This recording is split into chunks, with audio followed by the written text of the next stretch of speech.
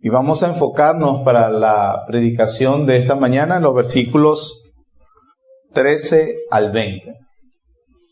Yo leo en voz alta, usted por favor me sigue la lectura con su vista. El Espíritu Santo dice así: Viniendo Jesús a la región de Cesarea de Filipo, preguntó a sus discípulos, diciendo: ¿Quién dicen los hombres que es el Hijo del Hombre? Ellos dijeron, unos Juan el Bautista, otros Elías y otros Jeremías o alguno de los profetas. Él les dijo: ¿Y vosotros, quién decís que soy yo? Respondiendo Simón Pedro dijo: Tú eres el Cristo, el Hijo del Dios viviente. Entonces le respondió Jesús: Bienaventurado eres Simón, hijo de Jonás, porque no te lo reveló carne ni sangre, sino mi Padre que está en los cielos. Y yo también te digo que tú eres Pedro, y sobre esta roca edificaré mi iglesia, y las puertas del Hades no prevalecerán contra ella. Y a ti te daré las llaves del reino de los cielos, y todo lo que atares en la tierra será atado en los cielos, y todo lo que desatares en la tierra será desatado en los cielos. Entonces mandó a sus discípulos que a nadie dijesen que él era Jesús el Cristo. Oremos. Señor, cuando te alabamos a través de las canciones, Señor, que dan gloria a ti, nuestra alma, nuestro espíritu, Señor, se eleva realmente a recordarnos estas preciosas verdades, Señor. Emmanuel, Dios con nosotros, por tu misericordia y por lo que hizo nuestro Salvador, el Señor Jesús. Ahora, Padre, permítenos continuar en adoración a través de la exposición de tu palabra. Concédenos, Señor, en tu misericordia, que sean iluminados nuestros corazones. Tu palabra es suficiente para eso, Señor. Los medios, sean incompetentes o lo que sean, no importa realmente. Tu poder, Señor, y tu palabra hacen lo que quieren, cuando quieren y donde quieren, Señor. Te rogamos y te suplicamos que despliegues una vez más tu poder a través de tu palabra. En el nombre de Cristo Jesús. Amén. Sobre esta roca edificaré mi iglesia y las puertas del Hades no prevalecerán contra ella. Lo que acabamos de leer es probablemente las palabras para algunos, las palabras más grandiosas y poderosas que contiene toda la Biblia. Edificaré mi iglesia, en palabras del Señor Jesús, y las puertas del Hades no van a prevalecer contra ella. Esto nos dice, hermanos, de antemano que la iglesia es una institución supramundana. El prefijo supra significa por encima de, trasciende, más alto, más elevado. Cuando decimos entonces que la iglesia es una institución supramundana, es que ella es más elevada que el mundo, está más allá, no es de este mundo.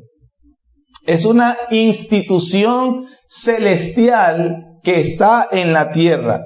Y por eso no puede ser edificada por cualquiera. Solo el Señor Jesucristo pudo decir: sobre esta roca edificaré mi iglesia y las puertas del Hades no prevalecerán contra ella.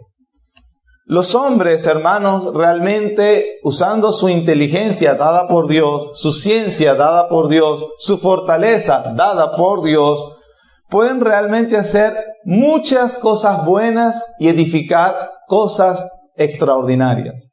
Los hombres pueden edificar altos rascacielos, pueden edificar edificios que resisten a los temblores. Los hombres pueden edificar murallas que se pueden ver desde la luna. Los hombres pueden edificar muchísimas cosas. Pueden edificar túneles atravesando montañas. Pueden hacer cosas realmente, pirámides que perduren en el tiempo y que sean de desprender en los demás una maravilla por lo que es capaz de hacer el hombre. Sin embargo, los hombres nunca nunca, con toda su ciencia, con toda su fuerza, con toda su inteligencia, nunca podrán edificar a la iglesia de Cristo. Aunque la iglesia está en el mundo, no es de este mundo, porque la iglesia no es material. Es cierto que está compuesta por seres humanos que obviamente somos materia, pero la iglesia en su naturaleza es una institución eminentemente espiritual. La iglesia de Cristo en su esencia está sobre cualquier logro que el hombre puede alcanzar. Esa es la razón por la que Cristo afirma con su autoridad suprema, después de que Pedro hace esa tremenda confesión: tú eres el Cristo, el Hijo del Dios viviente, y yo te digo que tú eres Pedro, y sobre esa roca edificaré mi iglesia. ¿Qué implica que el Señor haya dicho, edificaré mi iglesia y las puertas del Hades no prevalecerán contra ella? Quiere decir que con esa confesión de Pedro, que Jesús es el Cristo, el Mesías, el Hijo eterno de Dios, engendrado, mas no creado, coeterno con el Padre. Si Él es ese, y obviamente nosotros afirmamos que sí lo es, creemos que sí lo es, entonces solamente Él y únicamente Él tiene el poder de construir, de edificar una institución, un organismo que sobrepasa la capacidad del hombre. La iglesia, a la luz de lo que la Biblia dice, tiene un carácter único, hermanos. La iglesia es la única institución en el mundo que tiene estas marcas. Es santa, es universal, es una, posee las llaves de la salvación del alma y es la puerta de entrada al reino de Dios. Incluso, hermanos, la predicación de la iglesia tiene la capacidad sobrenatural de hacer que los muertos en sus pecados resuciten a una vida espiritual plena y abundante. La iglesia es la morada de Dios en el Espíritu. La iglesia irradia la luz del cielo en este mundo. La iglesia es la alabanza del Padre. La iglesia es la esposa de Cristo. La iglesia es el cuerpo de Cristo. La iglesia es el edificio de Dios. Por eso la iglesia jamás puede ser edificada por un hombre mortal.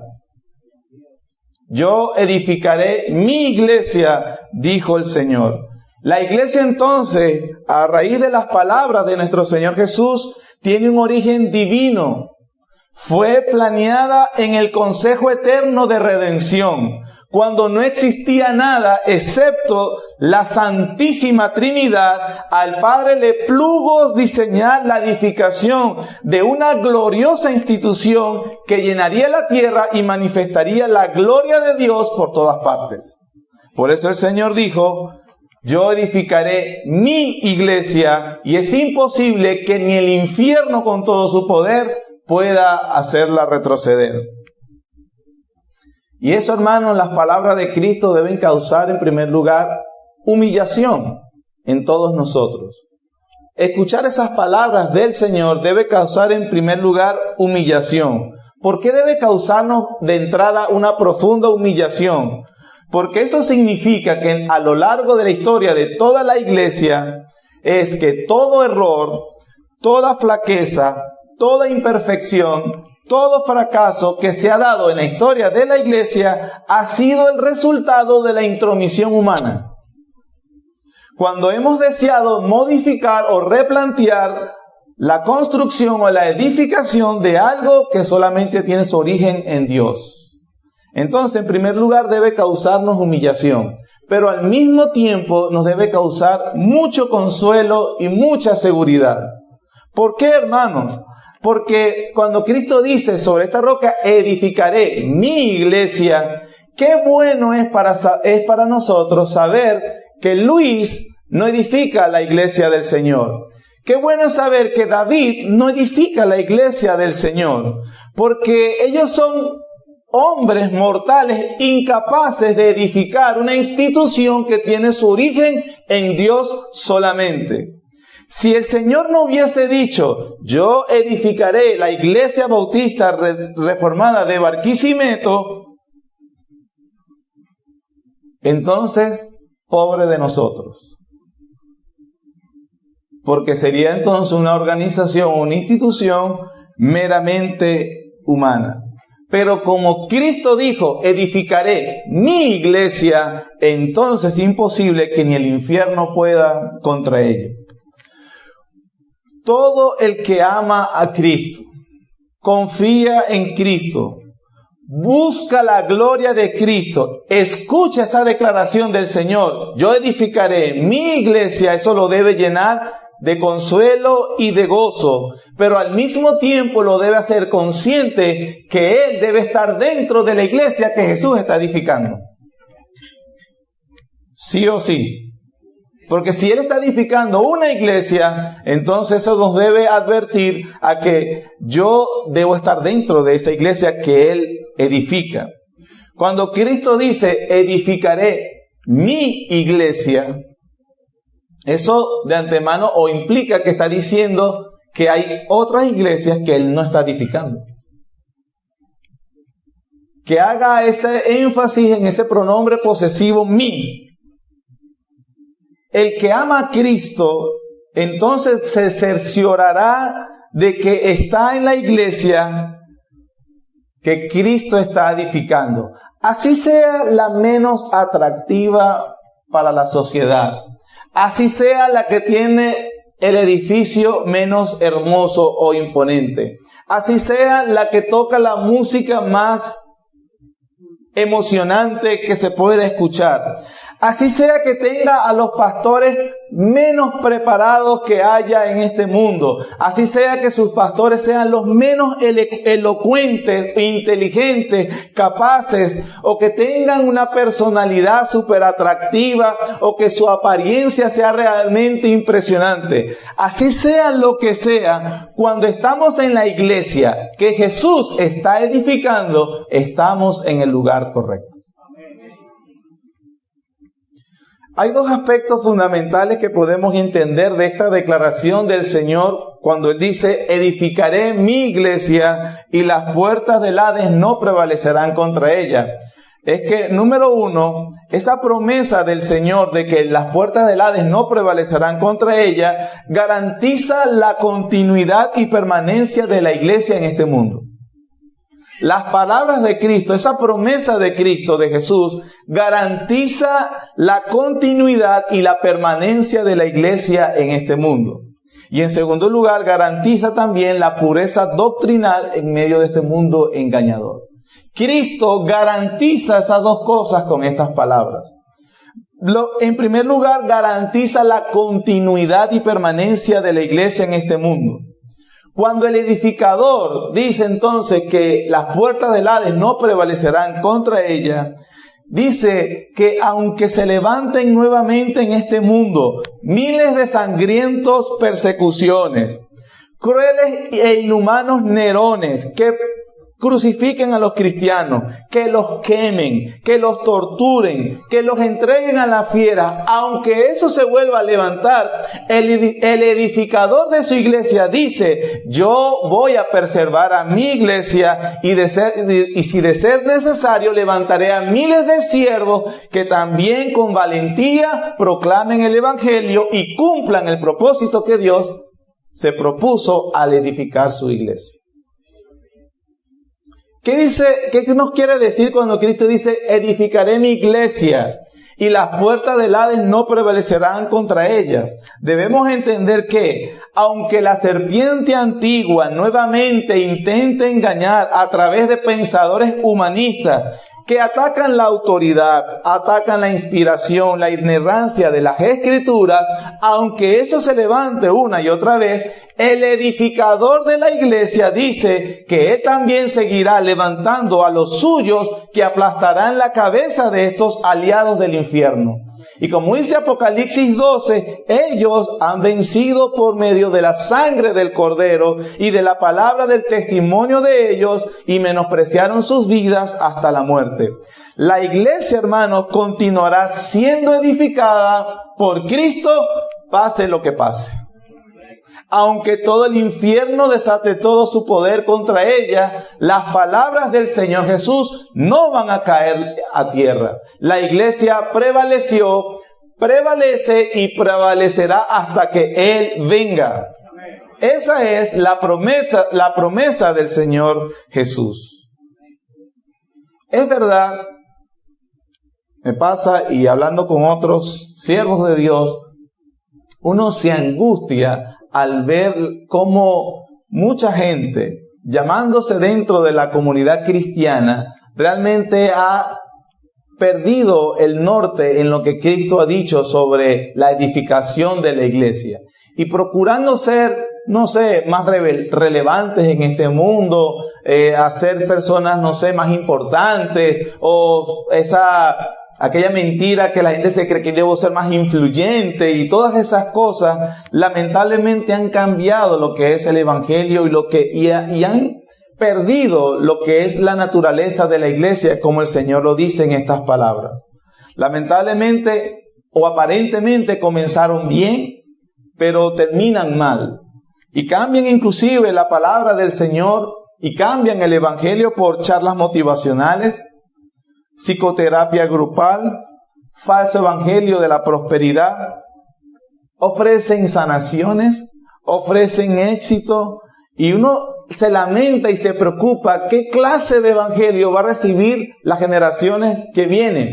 Sin embargo, cuando uno lee las palabras del Señor: sobre esta roca edificaré mi iglesia y las puertas del Hades no prevalecerán contra ella, aunque a uno le pueda doler o angustiar o preocupar, estas palabras del Señor nos recuerdan que a Él le duele más que a nosotros, o mejor dicho, a Él le preocupa más que a nosotros, a aquel que la compró con su sangre, y nos recuerda a nosotros: yo tengo mi iglesia.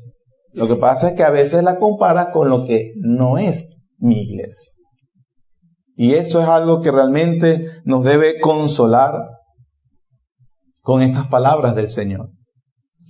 Cuando el Señor dice: edificaré mi iglesia y las puertas del Hades no prevalecerán contra ella, nos dice que a pesar de que en el mundo se levanten y se promuevan la muerte de las verdades absolutas que la palabra de Dios contiene y sobre las cuales se fundamenta la iglesia, aunque se levanten gente proclamando la muerte de esas verdades, el edificador de la iglesia también dice que Él preservará, levantará a nuevos Agustines, a nuevos Justines mártires, a nuevos Calvinos, que estarán dispuestos a darlo todo para que la verdad absoluta del evangelio prevalezca en los corazones de aquellos que pertenecen a la iglesia que Cristo está edificando. Lo que dice el Señor en esas palabras garantiza que si se levantaran nuevos faraones que opriman a los santos, el edificador de la iglesia levantará nuevos Moisés, que pelearán las batallas de Dios y enseñarán su santa ley a las generaciones. Cuando Cristo dice: edificaré mi iglesia y las puertas del Hades no prevalecerán contra ella, quiere decir que si los modernos filisteos enviaren a miles de Goliat, el edificador de la iglesia enviará a miles de David. Y armados con las piedras del evangelio, en el poder del Espíritu Santo, le harán golpes mortales a los que se levantan contra el evangelio.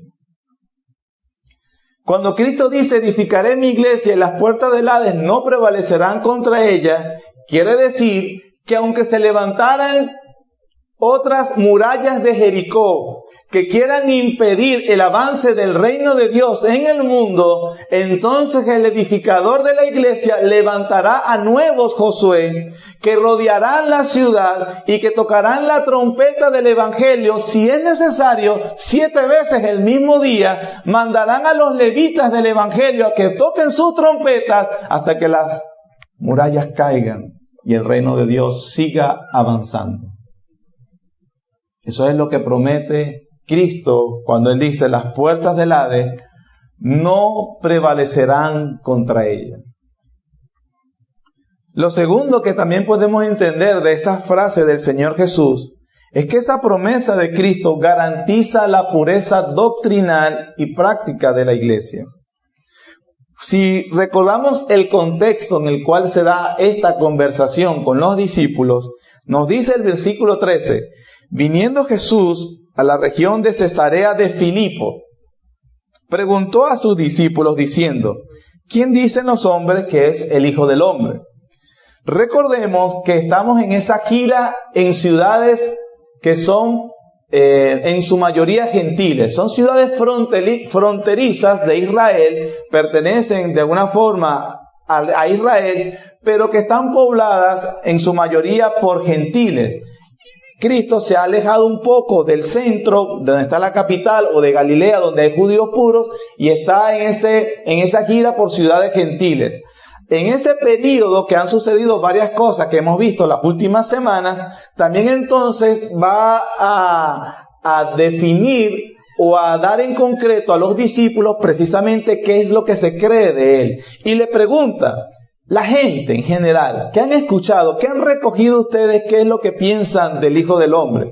Ellos le dan la respuesta. Bueno, algunos creen que eres Elías, otros creen que eres Jeremías y cualquiera de los profetas.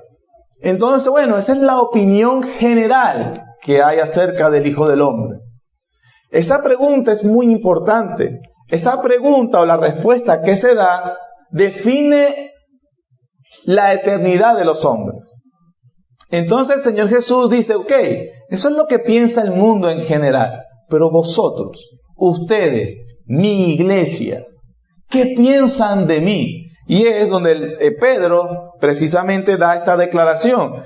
Tú eres el Cristo, el Hijo del Dios viviente. Entonces respondió Jesús, versículo 17, bienaventurado eres Simón, hijo de Jonás, porque no te lo reveló carne ni sangre, sino mi Padre que está en los cielos. Independientemente de lo que pensara el mundo acerca de Cristo, al Señor Jesús le interesaba en particular qué pensaban sus discípulos. Y esto es importante porque independientemente de lo que piense el mundo acerca de Cristo, de Jesús, de Dios, de su palabra y de cualquier tema que tenga que ver con la palabra de Dios, independientemente de lo que crean ellos, el mundo no le dicta la agenda a la iglesia. Es Dios a través de su palabra que le dice que deben creer. Entonces eso garantiza la pureza doctrinal, porque la iglesia no se va a basar en lo que diga la corriente del mundo, en lo que diga la presión social, sino en lo que Él ha revelado, o lo que la confesión de Pedro, por ejemplo, en este caso, la cual el Señor dice un amén, y se lo reconoce, no te lo reveló carne ni sangre. Tu confesión, el concepto que tienes no es del punto de vista mundano, no es de los hombres, es lo que dice Dios. Sobre esta roca edificaré mi iglesia, las puertas del Hades no prevalecerán contra él. Ante esa confesión magnánima de Pedro, ante esa verdad, entonces el Señor dice lo que ya hemos visto en el primer punto: sobre esta roca edificaré mi iglesia y las puertas del Hades no prevalecerán contra ella. Entonces el Señor Jesús hace una afirmación que ha sido objeto de debate para mucha gente. Versículo 19: y a ti te daré las llaves del reino de los cielos, y todo lo que atares en la tierra será atado en los cielos, y todo lo que desatares en la tierra será desatado en los cielos. Entonces mandó a sus discípulos que a nadie dijesen que Él era Jesús el Cristo. ¿Qué significa o a qué se refiere el Señor Jesús cuando le da a alguien, a ti te daré las llaves del reino? Hay dos formas de ver las palabras del Señor Jesús. De hecho, yo quiero decirles que no es una o la otra, sino que son las dos. Vamos a ver las dos. En primer lugar, el Señor se refería a Pedro como representante de todos los apóstoles. Si el Señor le está diciendo a Pedro por la confesión que acaba de hacer, a ti te daré las llaves del reino, Él simplemente le está dando a Pedro en representación de ellos las llaves o el poder, la autoridad de reconocer a aquellos que pertenezcan al reino. Eso lo vemos en el resto del Nuevo Testamento. En esta parte no me voy a expandir mucho porque los que hemos estado viendo el libro de Hechos que estuvo predicando el pastor David, ya precisamente tenemos un panorama de lo que está diciendo o lo que se refiere al apóstol Pedro. ¿Qué quiere decir? Que Pedro, con su predicación en representación de los apóstoles del Señor Jesús, iba a abrir el reino de los cielos a los hombres. Las llaves del reino son el evangelio. Y Pedro utilizaría las llaves para abrir las puertas del reino de los cielos. ¿Cómo? Para ese momento, el mundo o el concepto que nos enseña la Biblia en el primer siglo, el mundo se dividía en tres partes, en tres tipos de personas. Los judíos, los samaritanos y los gentiles, que es el resto de las naciones. Por lo tanto, Pedro, en representación de todos, usando las llaves del reino, el evangelio, abriría las puertas del reino a judíos, a samaritanos y a gentiles. Eso lo vimos o lo vemos en primer lugar a los judíos en Hechos capítulo 2. Hechos capítulo 2. Dice el versículo 14. Entonces Pedro, poniéndose en pie con los 11, alzó la voz y les habló diciendo: varones judíos y todos los que habitáis en Jerusalén, esto os sea notorio y oíd mis palabras. Pedro está en la fiesta de Pentecostés, se da que el Señor derrama el Espíritu Santo sobre todos los presentes, y Pedro se levanta con los 11, Pedro toma la palabra como un signo de autoridad o como que está respaldado por los 11 y comienza a predicar. Su audiencia es solo judíos, lo acabamos de leer. Varones israelitas, oíd mis palabras. Todo lo demás es el discurso o un resumen de la predicación del apóstol Pedro. El versículo 36 está culminando su discurso. Versículo 36. Sepa pues ciertísimamente toda la casa de Israel. Es decir, le estoy predicando a solo judíos. Ciertamente toda la casa de Israel, que a este Jesús, a quien vosotros crucificasteis, Dios le ha hecho Señor y Cristo. Al oír esto se compungieron de corazón y dijeron a Pedro y a los otros apóstoles: varones hermanos, ¿qué haremos? Pedro les dijo: arrepentíos y bautícese cada uno de vosotros en el nombre de Jesucristo para perdón de los pecados y recibiréis el don del Espíritu Santo. Pedro, apoyado por el resto de los apóstoles o en representación de los 12, está utilizando las llaves del reino que Jesús le otorgó en Mateo 16, y en este caso abre las puertas del reino a judíos solamente, porque su predicación se está basando a solamente los judíos. Y Él les promete, en autoridad que le dio el Señor, si creen en Jesús con arrepentimiento y fe, el Espíritu Santo será dado a ustedes. Está abriendo las puertas del reino a los judíos. Más adelante, Pedro utiliza nuevamente las llaves del reino, pero esta vez a los samaritanos. Hechos capítulo 8. Hechos capítulo 8 o el capítulo 7 nos habla de que Felipe había estado predicando el evangelio en Samaria, y entonces esto es lo que sucede. Hechos capítulo 8, versículo 14. Cuando los apóstoles que estaban en Jerusalén oyeron que Samaria había recibido la palabra de Dios, enviaron allá ¿a quién? A Pedro y a Juan. Ojo, los apóstoles estando en Jerusalén, oyendo lo que estaba sucediendo en Samaria, enviaron. La palabra enviar allí, como en muchas partes del Nuevo Testamento, significa comisionaron. Dieron una autoridad en representación del resto de los apóstoles. Y envían no solamente a Pedro, sino a Juan también. Pero Pedro es el que habla. Versículo 15. Pedro y Juan, los cuales, habiendo venido, oraron por ellos para que recibiesen el Espíritu Santo, porque aún no habían descendido sobre ninguno de ellos, sino que solamente habían sido bautizados en el nombre de Jesús. Entonces les imponían las manos y recibían el Espíritu Santo. Como los judíos que recibieron el Espíritu Santo por la predicación de Pedro en representación de todos, ahora los samaritanos por primera vez reciben al Espíritu Santo por la predicación o por la explicación de Pedro y de Juan en representación de todos. Esa señal de que ellos recibieron el Espíritu Santo hasta que Pedro llegara era simplemente la señal de que decía que el Evangelio había llegado a los samaritanos también. Pedro nuevamente utiliza las llaves del reino y le abre las puertas del reino a los samaritanos. Si quiere profundizar en lo que acabo de decir, puede buscar la predicación del pastor David, que ahí lo explica de manera más detallada. Pero eso en general es una síntesis. Y luego Pedro, en tercer lugar, usa las llaves del reino nuevamente, pero ahora a los gentiles, y lo hace con la predicación en casa de Cornelio. Cornelio es un centurión romano, no es judío.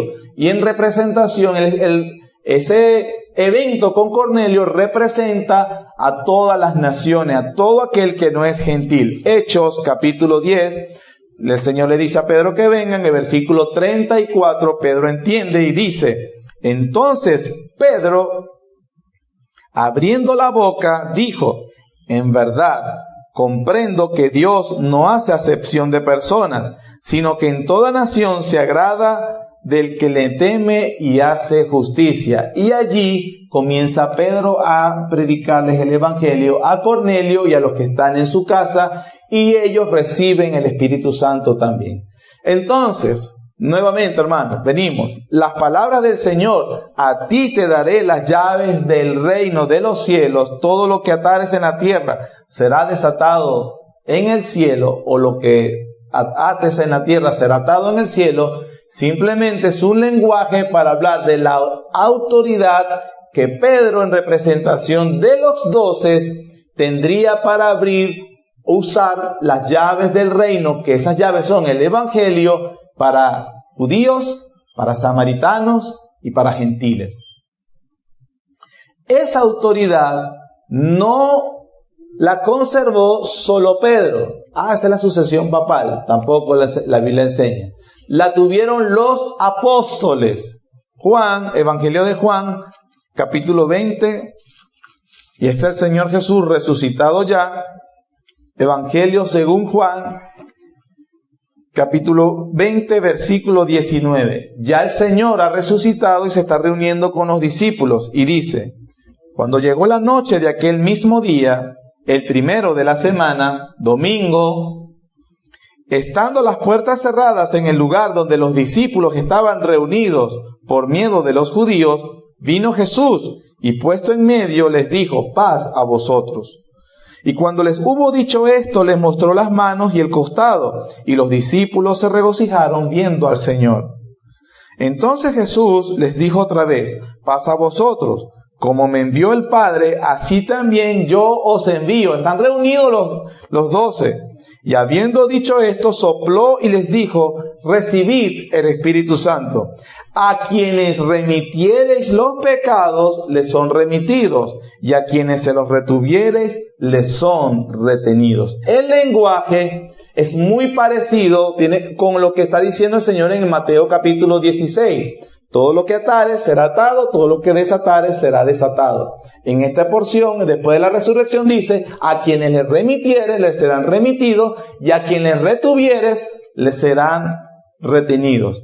¿Eso qué significa? Como al principio Pedro, luego el resto de los apóstoles, Dios, el Señor Jesús, les dio la autoridad en la tierra para que confirmaren o negaren toda confesión que tendría que ver con Jesús o no. Por la confesión de Pedro, Pedro le dice: tú eres el Cristo, el Hijo del Dios viviente. Jesús responde, versículo 17: bienaventurado eres Simón, hijo de Jonás, porque no te lo reveló carne ni sangre, sino mi Padre que está en los cielos. Noten, Jesús está hablando con Pedro en la tierra. Y él dice: Pedro, tú has dicho algo que el Padre en los cielos ha revelado. yo, Jesús, como representante de Dios en la tierra, confirmo que lo que tú estás diciendo es lo correcto y es lo que ha establecido Dios. Y ahora Jesús, al darle las llaves del reino a Pedro, le dice que ahora Él lo comisiona para hacer lo mismo que Jesús acaba de hacer con el Padre. Mientras yo esté en el cielo, tú, Pedro, y los apóstoles tendrán la autoridad en la tierra para confirmar lo que yo he dicho en el cielo.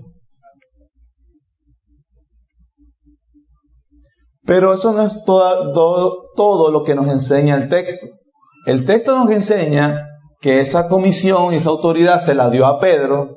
El texto nos ha enseñado que esa comisión se la dio, el Nuevo Testamento nos enseña que esa comisión se la dio a todos los apóstoles. El Nuevo Testamento nos enseña que esa responsabilidad, esa comisión, lo tiene ahora la iglesia local. ¿Por qué lo podemos decir? Porque apenas 2 capítulos después, el Señor vuelve a usar este vocabulario. De hecho, hermanos, en todos los evangelios, el Señor Jesús usa la palabra iglesia 2 veces, solamente 2 veces. Una, la que acabamos de leer, edificaré mi iglesia, y la segunda está en Mateo 18, cuando Él habla acerca de la responsabilidad de la iglesia de ejercer el discipulado, que incluye la disciplina. Capítulo 18, versículo 15, dice: por tanto, si tu hermano peca contra ti, ve y repréndele estando tú y él solos. Si lo oyere, has ganado a tu hermano. Mas si no te oyere, toma aún contigo a 1 o 2, para que en boca de 2 o 3 testigos conste toda palabra. Si no lo oyere a ellos, ¿a quién lo debe decir?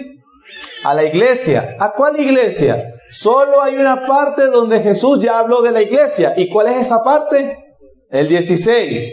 Edificaré mi iglesia. Entonces el Señor está diciendo, cuando haya algún tipo de diferencia o problema, donde uno de los confesantes actúe de una forma que no es coherente con el evangelio, ve, repréndelo solo. Si no hace caso, busca otros testigos.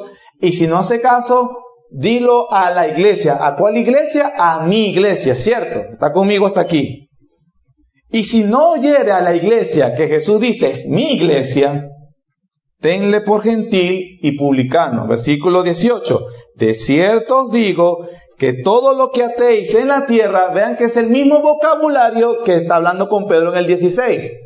Todo lo que atéis en la tierra será atado en el cielo, y todo lo que desatéis en la tierra será desatado en el cielo. Otra vez os digo, que si 2 de vosotros se pusieren de acuerdo en la tierra acerca de cualquiera cosa que pidieren, les será hecho por mi Padre que está en los cielos.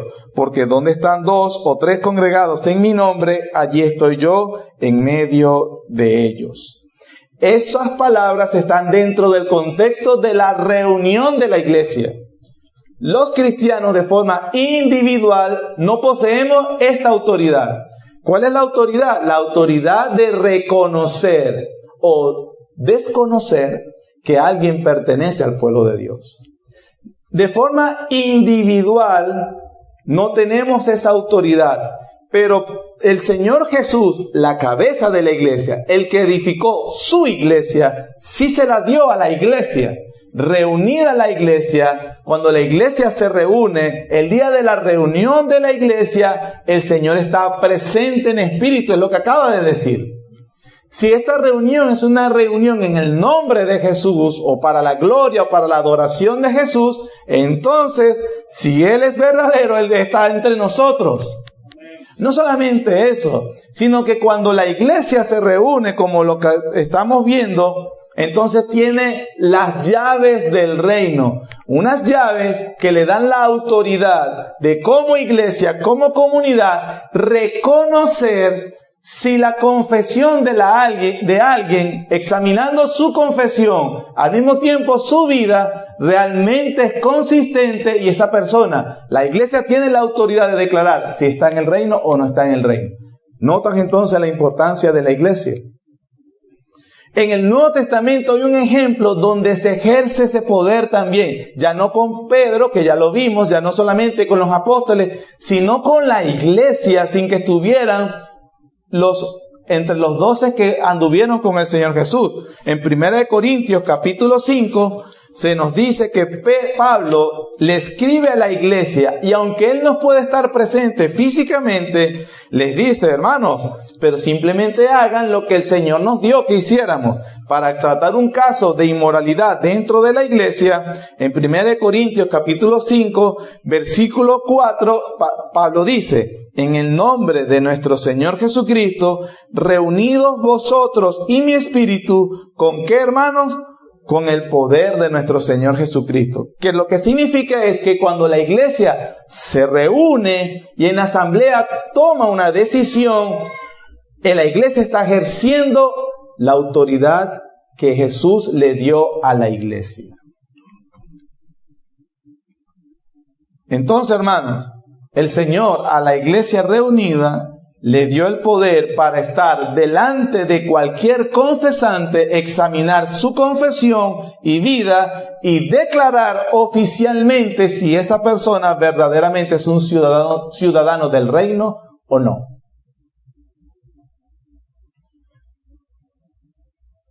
Todo lo que hemos dicho, hermanos, todo lo que he estado diciendo que contiene el capítulo 16, versículo 13 al 20, tiene implicaciones importantísimas para todos nosotros.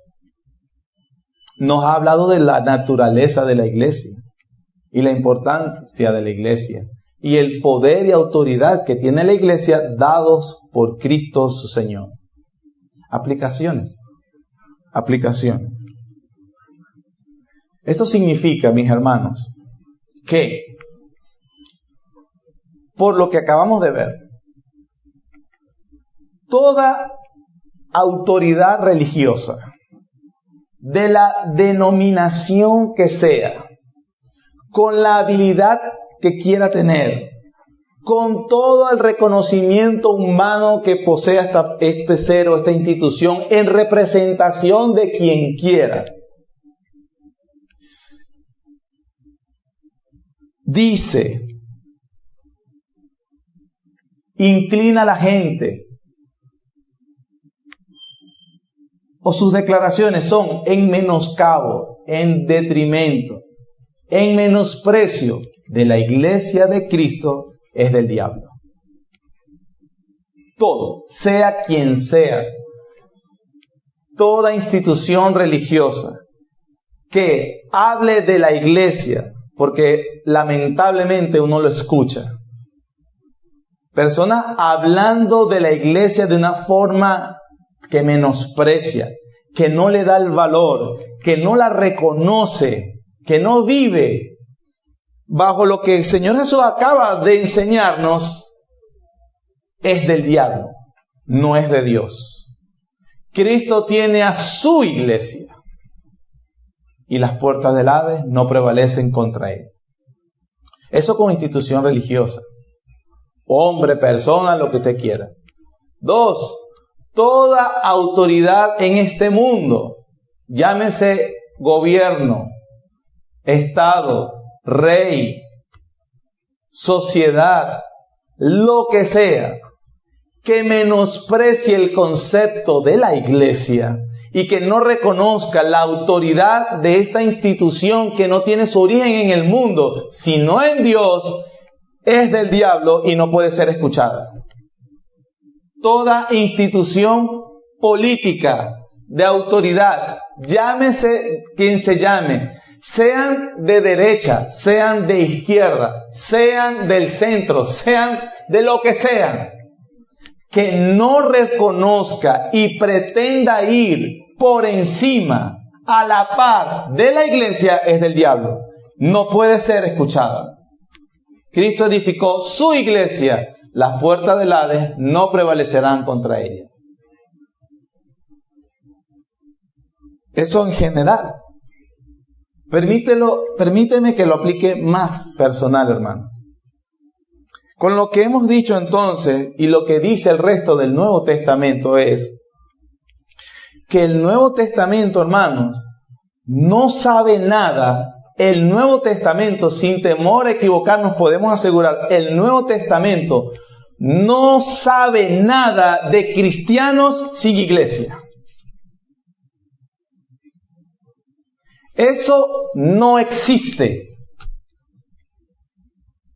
No, hermano, por lo que acabamos de oír y por el resto de la Biblia, no existe cristiano sin iglesia. Es tanto así que el Nuevo Testamento es un libro de la iglesia, para la iglesia. Romano fue escrito a la iglesia de Roma. Primera y segunda de Corintios a la iglesia. Gálatas a la iglesia. Efesios a la iglesia. Colosenses a la iglesia. Filipenses a la iglesia de Filipos. Primera y segunda de Tesalonicenses. Primera y segunda de Timoteo. Tito, Filemón, Apocalipsis. Todas esas cartas fueron escritas a la iglesia. Las que no fueron escritas, dirigidas a una iglesia, yo nombré Filemón, pero Filemón es pastor de una iglesia. A la iglesia que está en tu casa. Pedro, el primer y segundo de Pedro, hace referencia a la iglesia. Le manda a los pastores que gobiernen a las ovejas con humildad. Entonces hace referencia a la iglesia. Hebreos, que no es directamente una iglesia, pero le dice... En Hebreos 10, no se dejen de congregar como algunos tienen por costumbres. Y en el capítulo 13 le dice que deben orar por sus pastores y sujetarse a ellos. Es decir, se refiere a la iglesia. Primera, segunda y tercera de Juan hacen referencia a la iglesia. Porque yo estoy feliz de que mis hijos anden en la verdad. A Diótrefes, que le gusta tener la autoridad sobre la gente, no reciba a los que enviamos y le dice a la iglesia que no reciba. El Nuevo Testamento, hermanos, todo es un libro de la iglesia. Y el Mateo, Marcos, los Evangelios y Hechos nos habla de la fundación de la iglesia. Y los Evangelios, que no propiamente fueron a una iglesia, pero entonces nos da esta enseñanza acerca de la iglesia que será edificada por Cristo Jesús. Por eso podemos afirmar sin equivocarnos, hermanos, que el Nuevo Testamento no reconoce cristianos sin iglesia. Y entonces esta institución que tiene su origen en Dios, que Jesús está edificando, entonces debe tener una importancia en nuestras vidas. Debe tenerla. Porque es lo que enseña la Escritura. Por lo tanto, hermanos, si Cristo está edificando su iglesia, todo creyente debe estar en esa iglesia. Por supuesto, esto no es... Existen, sobre todo actualmente, enfermedades. Ahorita una gripe común no se puede tomar, si fuera gripe común, quiero decir, no se puede tomar a la ligera. Eso es entendible. Y todo hermano que le ha dado una gripe, es más, ustedes saben, bueno, por lo menos si está presente el que me está escuchando, que yo he devuelto personas en la puerta o le he dicho, no debes venir, no vengas a la iglesia, con gripe o con malestar, con fiebre. Una cosa, bueno, que por la situación actual de nuestro mundo, bueno, el Señor no me mata en sofacto, porque es entendible. Y hermanos que están en reposo y todo lo demás, y no solamente por gripe y por otras circunstancias que reimpiden a un hermano o una hermana congregarse el día que el Señor ha diseñado. Eso no tiene discusión y nadie está discutiendo acerca de eso. Pero sí le quiero decir, hermano, que otros, teniendo la posibilidad, pareciera que más bien buscaran excusas para no congregarse. Yo le quiero decir, en el amor de Cristo, por lo que dice la palabra del Señor, usando las llaves del reino, es que su confesión de fe y su actitud de displicencia hacia las reuniones de la iglesia, lo único que hacen es hacerle daño a ti mismo, porque ponen en tela de juicio tu confesión. Lo ponen en tela de juicio.